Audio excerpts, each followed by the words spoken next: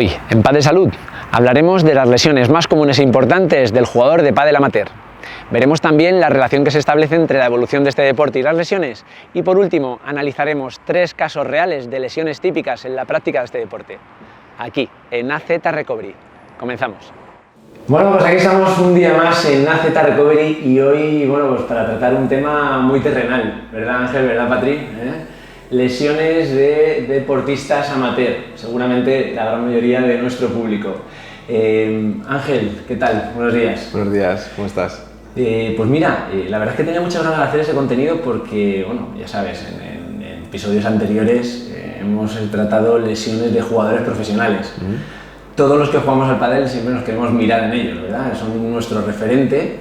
Pero bueno, es verdad que si bien es cierto que hay un punto en común de las lesiones de los jugadores profesionales con los jugadores amateur, sí que hay una pequeña diferencia, ¿verdad? Porque pues los amateur a lo mejor no están tan preparados como los jugadores profesionales. Exacto. Ya nos gustaría. Pues eso hace, ¿verdad?, ese punto diferente. Por ponerlo un poquito, ordenar un poco este comienzo de este contenido que va a ser súper interesante. ¿Cuáles nos podrías decir que son las lesiones principales y más importantes de los jugadores amateur en pádel? Pues la verdad es que, como bien has dicho, las lesiones van muy relacionadas a cómo está siendo el deporte en este momento. Podemos ver estadísticas desde el 12 al 16, que es una de las que hemos estado utilizando para poder desarrollar bien este contenido para nuestros espectadores, en la que dependiendo de cómo era el pádel en ese momento, cómo se jugaba o cómo se apreciaba por parte del amateur el pádel, tu desarrollo siempre va a querer ir ligado directamente a cómo ves ese deporte. Entonces, antiguamente estoy hablando de 2012-2016, tampoco es que sea hace 20 años, 2 décadas. La relación de lesiones está muy relacionada a lo mejor más con tema de espalda, columna, ya sea parte alta, parte baja, era donde más incidencia había. Pero claro, era un pádel mucho más técnico, era un pádel de menos movimiento, de menos físico. Tenías un par de jugadores, 3 físicos que destacaban. Me vienen ahora pues Vela, Mati Díaz y Silingo, por ejemplo, que eran digamos el físico por excelencia en esos momentos. Pero claro, el pádel ha ido desarrollando durante estos últimos 10 años a una vertiente donde el físico pasa a ser lo prioritario. Entonces, hemos podido dividir las lesiones que nos encontrábamos antes con las lesiones que antes, por las estadísticas que hemos podido valorar, no aparecían y ahora de repente sí que son prioritarias o sí que están dentro de ese margen o de ese rango o espectro de lesiones que nos encontramos mucho en deportista amateur. Patri, entonces, si te parece, vamos a establecer una diferencia según pues cómo ha ido evolucionando este deporte. Había lesiones que pues eran más comunes en 2012, el deporte evolucionó y fueron evolucionando también las lesiones hasta 2016, como vemos aquí en el estudio. Por estructurarlo, ¿cuáles eran las lesiones principales en 2012 más o menos?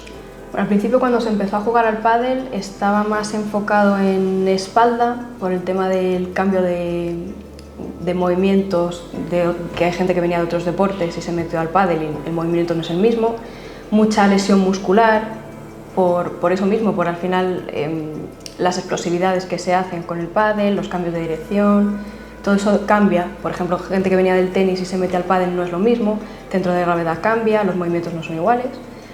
Y mucho tobillo, porque al final el terreno tampoco es el mismo, la zapatilla tampoco es la misma, hay que subir mucho a red, el centro de gravedad se juega todo bastante más abajo que en el tenis. Entonces son como esas 3, lesiones musculares, la espalda y los tobillos, lo que principalmente se trataba al principio. Como hemos dicho, el deporte evoluciona, Ángel, y pasamos también a una evolución de lesiones. ¿Hacia dónde fue ese camino lesional? Tenemos un inicio de un pádel más técnico, un pádel más, no estacionario, pero sí que como tienes un movimiento más localizado, no tienes tanto explosividad, no tienes tanto físico, no tienes tanto desborde. Antiguamente sacarla por 3, que es como todo el mundo quiere sacarla por 3, era algo que veías puntualmente, que era un recurso que utilizabas a lo mejor una vez cada X. Ahora no sabría decirte qué porcentaje de puntos se deciden por ello. Entonces, este cambio que ha habido en la implementación de un punto más físico también ha hecho que todas esas lesiones se vean agravadas en direcciones diferentes o opuestas a donde estaban 2012, hace 10 años. Ahora mismo nos encontraríamos con lesiones donde la implicación del tendón tiene mucha más repercusión por lo que estamos diciendo, porque ese tendón, ese esfuerzo, ese físico, esa tensión que generamos sobre él, si no está trabajado, que es lo que suele pasar en amateur, nos encontramos que el tendón tiende a sufrir con mucha más facilidad. Entonces, patología tendinosa coge una vertiente prioritaria. Luego tenemos patologías también que tienen que ver con la parte muscular, como pasaba antiguamente, pero que bueno, ahora ya no pasa a ser una parte solamente de sobrecarga, pequeñas lesiones, sino que ya hay lesiones de alto grado. Por esa explosividad, en amateur principalmente yo creo que es por la falta de trabajo previo a la competición. Y luego pues la parte articular. Empieza a aparecer el desgaste, empieza a aparecer, no es lo mismo jugar durante 2 años que jugar durante 10.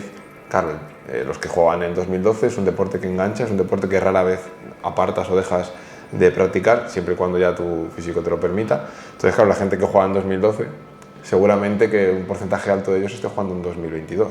Entonces, eso también implica un desgaste articular. Entonces, la vertiente o el espectro de lesiones cambia y evoluciona drásticamente para el jugador amateur, sobre todo. Claro, también hemos visto reportajes anteriores que hemos hecho, ¿verdad? Han cambiado los materiales, han cambiado las superficies.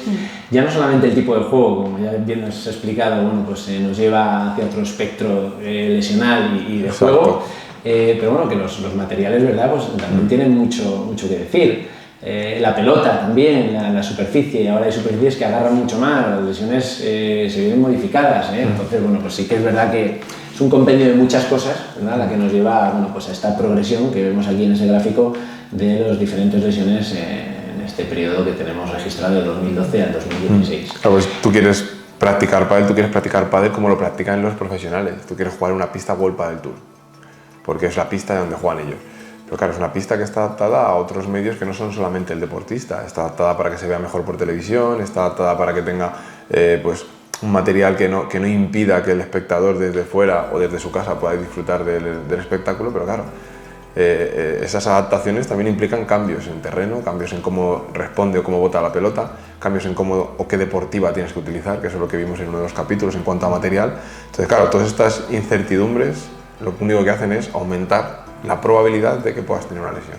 Continuamos con la evolución del deporte, como hemos hablado, y estamos aquí en AZ Recovery, estamos en una clínica que mejor, ¿no? Que es el termómetro para saber si está habiendo más lesionados o menos lesionados. Y yo creo, Patrick, que esto va también un poquito de la mano de la práctica de este deporte. Recordamos que con la pandemia el deporte del pádel pegó un subidón, no sé si tendréis datos de todo esto, pero entiendo que sí, porque pegó un subidón y no solamente el subidón de practicantes, sino que lamentablemente entiendo que con la práctica también aumentan los lesionados. ¿Qué nos puedes contar, Patri? Bueno, al final tenemos aquí una gráfica de cómo ha ido evolucionando el pádel a lo largo de los años. Sobre todo a partir de la pandemia, fue uno de los primeros deportes que se permitió hacer post-pandemia y notamos mucho el aumento de gente que empezó a practicar pádel. Y con ello, como has dicho tú, del aumento de las lesiones. Del 2020 hasta ahora, el 2022, vemos que ha pasado de 75.000, casi 76.000, a 96.000 casi. O sea, ha habido un aumento muy amplio de gente que ha empezado a practicar pádel y también a lesionarse. A lesionarse, lamentablemente. Porque, en vuestra opinión, claro, es que estamos viendo aquí la gráfica, tenemos aquí el año 1994, que teníamos 2.748 licencias. En el 94, en 2022 estamos en 95.000, prácticamente, como ha dicho Patrick, 96.000. En vuestra opinión, y según la experiencia que tenéis aquí en clínica, la gente, es verdad que se lesiona más, hay un número de lesionados, evidentemente por el número de practicantes, pero ¿vosotros pensáis que ahora la gente se lesiona más, se lesiona menos que hace 10 años con la práctica del pádel? Se lesiona más. Se lesiona más. Ajá. Y también, no solo que se lesione más, yo creo que al final, si cogemos en proporción, yo creo que al final las lesiones van cambiando, pero se lesionan, yo creo que nos llega más, lo que quiero decir. Es decir, creo que se lesionan igual, lo que pasa que en proporción al número. Evidentemente, si hay 3.000, pues el porcentaje de lesionados es X, que es exponencial a que si hay 96.000, el porcentaje de lesionados es X. Pero ese X yo creo que es igual en 94 y ahora, lo que pasa que variando las lesiones, pero ahora hay concienciación. Ahora la gente acude más. Sobre todo post pandemia lo hemos visto mucho porque tenemos muchos pacientes que su forma de liberarse, desestresarse, quitarse pues, digamos toda la mierda, con perdón, que solemos tener en nuestra vida o en nuestro día a día, es el deporte. Y claro, el pádel pues, es un deporte que liberas, interactúas mucho en el juego, estás constantemente en movimiento. Entonces lo que sí hemos visto es que la gente empieza a tener más concienciación. Es decir, la gente acude más al fisio porque no quiere perder ese deporte. Sí, se tiene más conciencia de la imagen del fisio, de la figura del fisio para tratar lesiones o prevenirlas también. Y del fisio, no de un masaje. No, tengo que saber qué tengo. También nosotros tenemos una parte muy importante con nuestros pacientes y nuestros deportistas profesionales, que es la educación. Es decir, no todo lo que tengas, pues nada, esto no pasa. Luego ahora más adelante veremos una estadística de que el porcentaje más alto de la gente cuando tiene un problema, bueno, reposo y espero un par de semanas y a ver si se va solo. De tal forma que cuando pasa ese tiempo y no se ha ido ese dolor, cuando ya llegan a nosotros, el grado o el nivel de afectación puede ser mayor debido a que tú has dejado todo ese tiempo sin actuar sobre la zona. Pero empiezan a entendernos como una parte importante dentro del deporte, igual que es de importante para ellos una buena pala o unas buenas deportivas o una buena técnica. Entonces nos vemos como más partícipes en el deporte. Fijaros, a mí hay una de las cosas que me llama mucho la atención de lo que me acabas de decir, que es la educación del paciente. Y me surge la siguiente pregunta. Cuando un paciente, por ejemplo, se lesiona, digamos, voy a decir una rotura de gemelo, ¿vale? Tan típico, la pedrada que todos conocemos. Nosotros le educamos, le aconsejamos, le explicamos. ¿Suelen tener mucha recidiva, mucha reincidencia en esa lesión o ya aprenden? O sea, ¿el paciente escucha al fisioterapeuta, se deja aconsejar y aprende para prevenir que no vuelva a suceder esa lesión? A ver, suelen hacer caso, también depende del grado de la lesión. Si es una lesión bastante grave, sí que tienen más conciencia de ello, sí que te hacen más caso, siguen las pautas que les dices. Lo que pasa es que una vez que se empiezan a encontrar mejor o se ven recuperados, sí como que cae un poco en el olvido todo lo que les dices porque ellos se encuentran bien. Y hay veces que vuelven, o si no es con la misma lesión, con una lesión también parecida o otro tipo de lesión, pero porque al final no, o sea, cuando tú te encuentras bien tampoco te acuerdas de hacer, porque estás bien, entonces no te acuerdas de hacer los ejercicios que te han mandado porque no te duele nada. Entonces, dependiendo del paciente y del grado de la lesión, suelen hacer caso. Suelen portar muchas bien. veces cuando lo hablamos con nuestros pacientes lo comparamos con los medicamentos que te manda un médico. Estoy mal, joder, no quiero estar mal, quiero hacer lo que sea. ¿Qué tengo que tomar? Durante 5 días, cada 8 horas, ibuprofeno. Tú te lo tomas. Me encuentro bien, bueno, ya estoy bien, ya no me lo tomo. Nosotros intentamos ir a... No son ibuprofeno, porque evidentemente no es la misma situación, pero intenta decir, oye, mira, que es que esto es algo necesario. Igual que hemos dicho antes, es igual de necesario que tu pala, igual de necesario que tu deportiva, igual de necesario que la técnica. O sea, tú tienes que tener estas prevenciones, esta forma de evitar que vuelva a pasar. Cada vez más se van concienciando, como ha dicho Patri, si es una lesión grave les cuesta un poco menos, si es una lesión tontorrona, pues... Pero bueno, hay más concienciación que hace 10 años. Cuando nosotros empezamos había concienciación cero. Pero en todos los deportes, o sea, todos los deportes amateur, la concienciación es compleja. Más cosas, Ángel. Continuamos con la evolución del deporte, ya hemos visto la evolución del deporte, hemos visto las licencias, pero bueno, claro, también venimos de años atrás en las que este deporte del pádel, yo tengo ya 42 años y cuando empezamos con todo esto, sí, bueno, yo era jovencito, empecé hace muchos años, pero no era lo común. O sea, antiguamente la práctica de este deporte era para gente ya de entrada ya en la treintena y en la cuarentena ya también casi. ¿Cómo ha ido evolucionando la práctica de este deporte? Y por ende, evidentemente, entiendo que también el tipo de lesión, ¿no? Tenemos, esto por ejemplo es de World Padel Tour. Evidentemente ahora estamos hablando de patología en amateurs, pero como hemos dicho al principio, todo amateur va relacionado, va enfocado dentro de cómo evoluciona el deporte profesional. Entonces nosotros vemos que durante los últimos 17 años la incidencia a nivel de edades era por encima de los 30, de normal. En el 20 ya baja hasta 28 años. Si siguiésemos con la estadística, seguiríamos bajando hasta una media ahora mismo que está entre los 26, 25, 26 años. ¿Esto qué implica? Cuando viene el pádel a nuestro país, lo viene gente que lo aplica de fuera, pero no se ve como un deporte que puedan aplicar niños, que puedan aplicar cualquiera. Es como un deporte, bueno, exclusivo. ¿Qué pasa ahora? Hay niños que se han criado viendo jugar pádel. Hay gente que se ha criado o ha visto cómo ha ido desarrollando este deporte. El pádel pasa a ser un deporte extraescolar. Hay niños que tienes que tener en cuenta. Incidencia lesiva en niños, amateurs, evidentemente. No puedes profesionalizar a un niño, evidentemente tiene su ranking y tal, pero sigue siendo amateur. Esos niños van creciendo y se van convirtiendo en las promesas a nivel profesional, pero claro, hay un volumen enorme de gente que no va a competir a ese nivel. Entonces, no solamente se ve, como hemos visto antes, a nivel de licencias, sino que claro, que ya tienes un espectro o un margen, ¿vale? O un abanico mucho mayor. Ante la gente que lo practicaba era gente mayor. Tengo niños que con 8 añitos y con 9 añitos ya tienen su juego, lo tienen adaptado, como en cualquier deporte, pero 8 o 9 añitos. Ya estás aumentando tu rango de posibles afectados o lesionados en pádel. Eso también implica mucho. Nosotros, por ejemplo, nos hemos visto, bueno, no obligados porque lo veíamos importante, pero tenemos un especialista en podología infantil o un especialista en fisioterapia para niños, un especialista en nutrición infantil.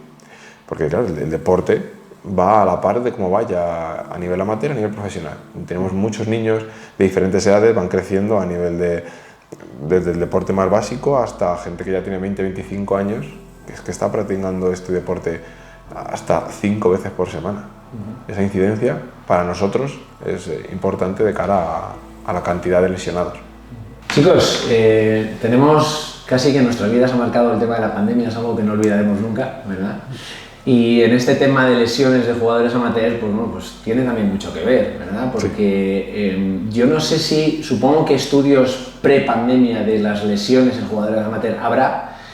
No sé si estudios post-pandemia de lesiones, yo creo que estamos todavía muy pronto, porque casi que la pandemia no ha acabado, ¿no? De momento no hemos encontrado así ninguno que nos llame la atención, pero que nos están haciendo. Al final ha habido muy poquito tiempo post-pandemia.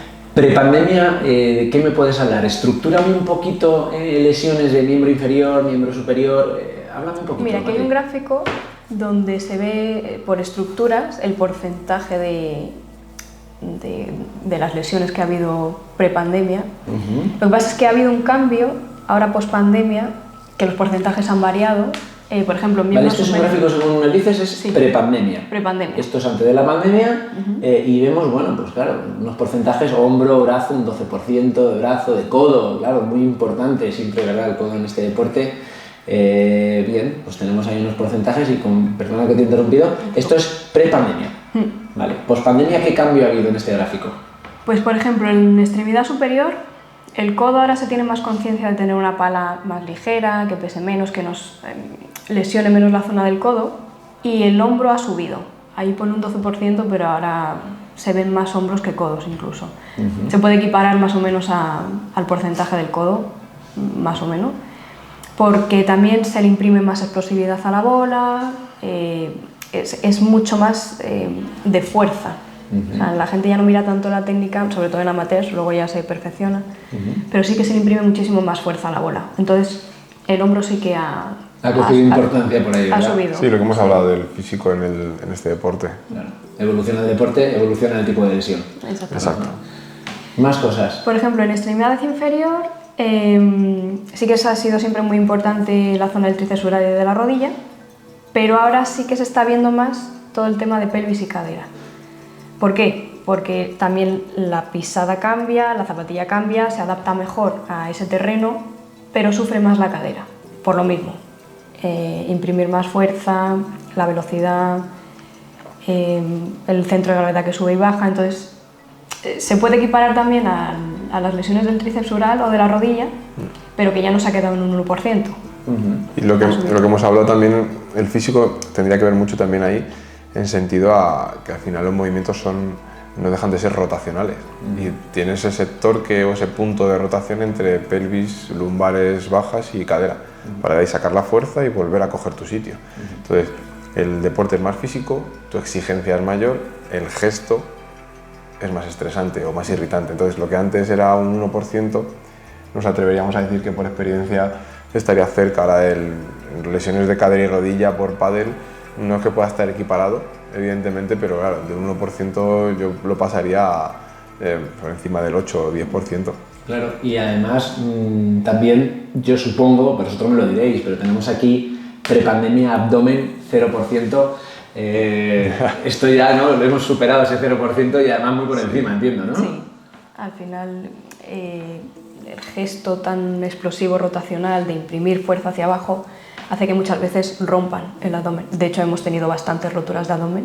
Nos encontramos con roturas de abdomen. Del recto anterior del abdomen. Sí, de hecho, Patri, ayer lo estábamos hablando cuando estábamos preparando el contenido para los espectadores y Patri, es que en profesionales también ha tenido pues, además gente de cuadro, o sea, no estamos hablando de previas, pero no, gente de cuadro, tanto en masculino como femenino, con lesiones de abdomen considerables.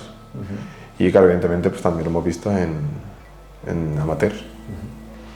Bien, chicos, os voy a poner un supuesto. Yo ahora, jugador amateur, ¿vale? Tengo una lesión y a mí se me encienden todas las alarmas. ¿Qué hago? Tengo que tomar una decisión, ¿no? A ver cómo abordo esta lesión.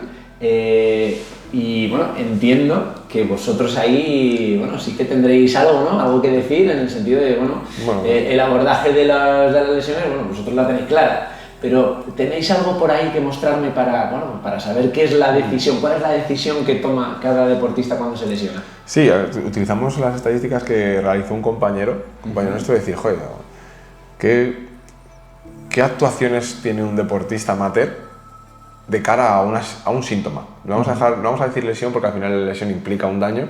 Un síntoma, yo siento algo que me llama la atención. Y claro, nos sorprendía a veces que el 72% de la gente que siente algo no hace nada. Toma la decisión. Es todo esto, claro. Sí. Esta es la gente que no hace nada. El comecocos es el que no hace nada. Y entonces, vamos a ver, Un 72%. Y no hacen nada. ¿Tú qué haces? Imagínate, un partido. Me ha dado ahí, sentí ahí algo raro, pero no pasa nada. Descanso, me tiro una semana sin jugar y a ver qué tal. Digamos, la forma principal de pensar es esa, es descanso. Si juego lunes, jueves y los fines de semana dependiendo, pues si me he hecho lesión el lunes, pues hasta el siguiente lunes aguanto. Ese es el no tomo una decisión. Hemos hablado antes, si dejo pasar el tiempo y hay una lesión y yo pensando que el hecho de sentirme bien en mi día a día implica que puedo estar bien en mi práctica deportiva, recaída si hay algo ya lesionado y una agravación, por así decirlo, de esos procesos que puedan estar dentro de esa lesión. Luego pues se ha puesto muy de moda y que nosotros, por ejemplo, no estamos en contra para nada porque creemos que es parte de la educación, el tema de foam roller, el tema de la pistolita de masaje. O sea, yo no creo que supla al fisio.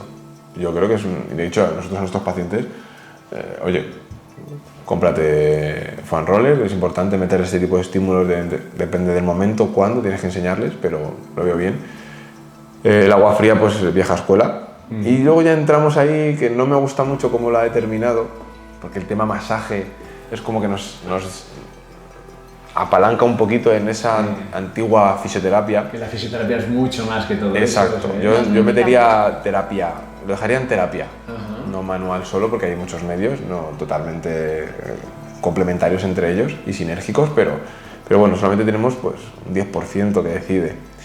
Que ese porcentaje va aumentando progresivamente, eso es cierto, pero sí que a día de hoy todavía, a menos que hayas notado algo de que te cuesta andar durante 2 días y te entre el miedo por el cuerpo, pues si es una cosa básica, que es el porcentaje mayor de nuestros dolores,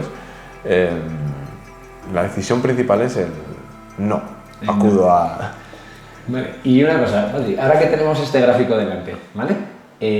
Esto es un porcentaje, esto es un estudio, que dice, bueno, ¿cuál es la decisión que tiene un lesionado frente a la lesión? ¿Cuál es la primera actuación por la que él se decide, ¿no? A tu modo de ver, ¿estás acertado? O sea, no me refiero al estudio, sino la decisión. ¿Un foam roller sería acertado?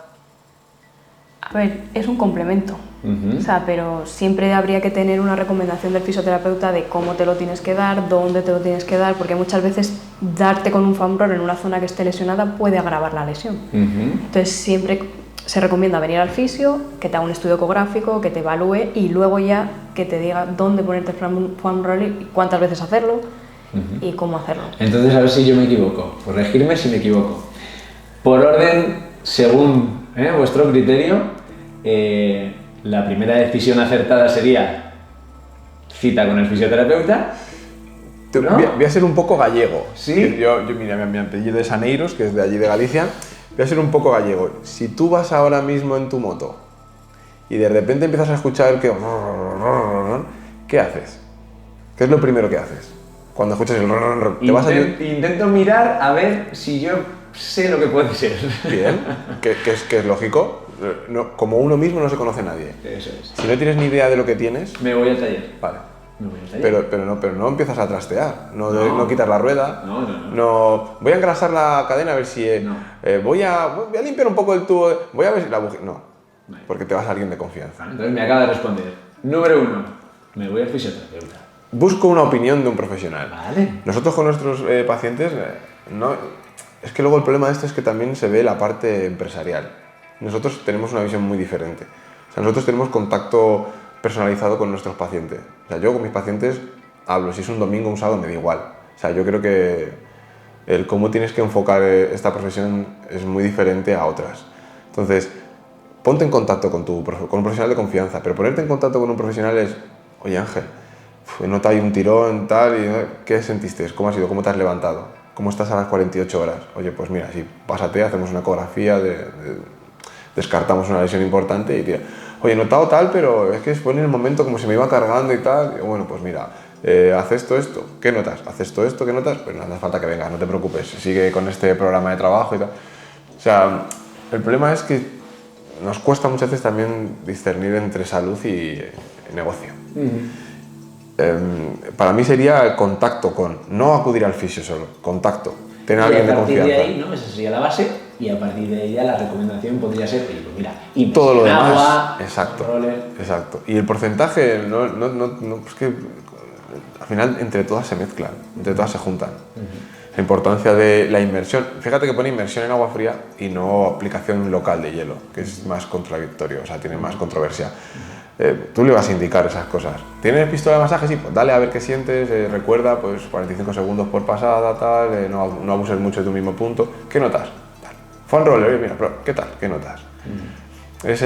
Nosotros es como nuestro principio. Entonces, para nosotros lo principal sería ponte en contacto con tu profesional que te dé, o que te diga, o que te oriente. Sí. Eso es. Y a partir de ahí se decide. Te hemos preparado, justo sabiendo que esta iba a ser la última imagen, hemos preparado lesiones que nos hemos encontrado en los últimos 5 o 6 meses, ¿vale? Porque el primer paciente es de hace 6 meses, de lesiones que se han agravado debido al voy a esperar a ver qué pasa. Hemos elegido las principales zonas que se nos suele lesionar: un codo, nivel de tendón, un rotuliano a nivel de tendón y un tenis leg, que son patologías muy amateur. También se ven profesionales en menor medida dependiendo, ahora aumenta un poquito sobre todo el tema rotuliano, pero las consecuencias del voy a esperar a ver qué pasa. Bueno, ¿me lo enseñáis? Por supuesto. Por ejemplo, como estábamos diciendo, siento una pedrada, un latigacillo, algo que a lo mejor no es tan llamativo, que no me incapacita del todo, me permite hacer día a día, pero bueno, porque ¿para qué voy a verme cómo estoy? Sigo haciendo vida normal, sigo haciendo mi día a día y bueno, finalmente después de 7-8 días después de la lesión digo, voy a ir a que me miren por si acaso. Puesta en contacto con tu profesional de confianza, este paciente pues es un paciente que yo llevo tratando muchos años, me llama, oye mira que nota esto, tal, ¿qué nota? Digo, no sé, es que me cuesta mover el tobillo, noto mucha inflamación incluso a la altura del tobillo, bueno, vente. Ecografía, eso que veis ahí es un acúmulo, es un acúmulo hemático, eso es sangre. Debido a la rotura, el daño principal estaría en esta zona de aquí arriba, que no es gran cosa, pero el hecho de forzar esa estructura con el daño ha generado acúmulo de sangre. Y bueno, pues al final el cambio de toda la estructura, el cambio de la propia presión de los tejidos, al final acabó generando una trombosis venosa profunda. Nosotros derivamos directamente a médico y bueno, pues hemos podido empezar el tratamiento 2 meses después de que estuviese pues, con heparina, tratamiento específico para esa zona, y ahora en la actualidad estamos más o menos aquí. Hemos conseguido un proceso cicatricial importante en esa zona, no se pudo evacuar debido a esa trombosis, no querían cambiar presiones internas por si eso puede hacer que el trombo se desprendiese. Y bueno, deja un poquito ahí una zona que seguramente pues, cueste mucho que termine de cicatrizar, pero funcionalmente está bastante bien, está haciendo su práctica deportiva sin ningún tipo de problema, pero acudió de forma tardía a nosotros, incluso ya no acudir, sino lo que hemos hablado antes, es hasta que no pasan 8 o 10 días no consultó. Exacto. No consultó. Y ahí estuvo el fallo. Y esto es una lesión típica, muy típica Muy en típica. jugadores amateurs. Exacto. Vale, pasamos a la siguiente. En este caso es un poquito más enrevesado porque este paciente, aparte de hacer deporte amateur, pues de vez en cuando da alguna clase, de forma, pues bueno, porque quiere mejorar su técnica, quiere mejorar sus condiciones, y nos encontramos con que cuando empezó a sentir dolor dijo, me voy a poner una cincha, una codera, a ver qué tal voy. Sigue con dolor.